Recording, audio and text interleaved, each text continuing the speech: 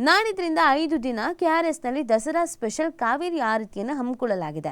ದಸರಾ ನೋಡೋಕೆ ಬರುವವರಿಗೆ ಮತ್ತೊಂದು ಆಕರ್ಷಣೆ ಇದಿರುತ್ತೆ.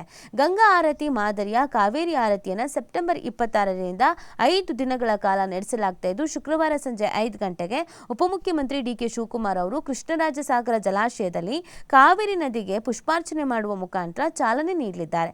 ಈ ಕುರಿತು ಮಾಹಿತಿ ನೀಡಿರುವ ಕೃಷಿ ಸಚಿವ ಎನ್ ಚಲುವರಾಯಸ್ವಾಮಿ, ಕಾವೇರಿ ತಾಯಿಗೆ ಗೌರವ ಸಲ್ಲಿಸುವ ಉದ್ದೇಶದೊಂದಿಗೆ ರಾಜ್ಯ ಸರ್ಕಾರ ಕಾವೇರಿ ಆರತಿ ಕಾರ್ಯಕ್ರಮ ಆರಂಭಿಸ್ತಾ ಇದೆ.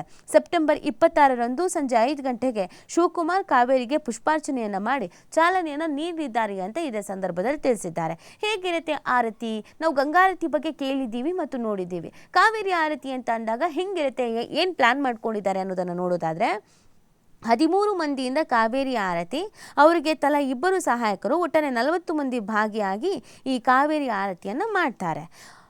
ವಾತಾಪಿ ಗಣಪತಿಂ ಭಜೆ ಮಂಗಳವಾದ್ಯದ ಮುಖಾಂತರ ಪೂಜೆ ಮಾಡಲಾಗತ್ತೆ. ಕಾವೇರಿ ಸ್ತೋತ್ರ ಬಾಗಿನಾರ್ಪಣೆಯನ್ನು ಮಾಡಲಾಗತ್ತೆ. 3 ದಿಕ್ಕಿಗೂ ಶಂಖನಾದ, ಧೂಪದ ಆರತಿ, ತ್ರಿಮೂರ್ತಿಗಳಿಗೆ ಚಾಮರ ಸೇವೆಯನ್ನು ಮಾಡಲಾಗತ್ತೆ. ಕಾವೇರಿ ಪ್ರಾರ್ಥನೆ, ಗಣಪತಿ ಪ್ರಾರ್ಥನೆ, ಗುರು ಪ್ರಾರ್ಥನೆ, ಸಂಕಲ್ಪಗಳ ಕಾರ್ಯಕ್ರಮವನ್ನು ನಿಗದಿ ಮಾಡಲಾಗಿದೆ. ಅಂತಿಮವಾಗಿ ಕುಂಭಾರತಿ, ನಾಗಾರತಿ, ಕಾವೇರಿ ಆರತಿಯೊಂದಿಗೆ ಪೂಜೆಯನ್ನು ಅಂತಿಮ ಮಾಡಲಾಗುತ್ತೆ ಅನ್ನೋದನ್ನು ಹೇಳಲಾಗ್ತಾ ಇದೆ. ಇದಕ್ಕೆ ಅಂತ ಸಕಲ ಸಿದ್ಧತೆಯನ್ನು ಮಾಡಿಕೊಳ್ಳಲಾಗಿದೆ.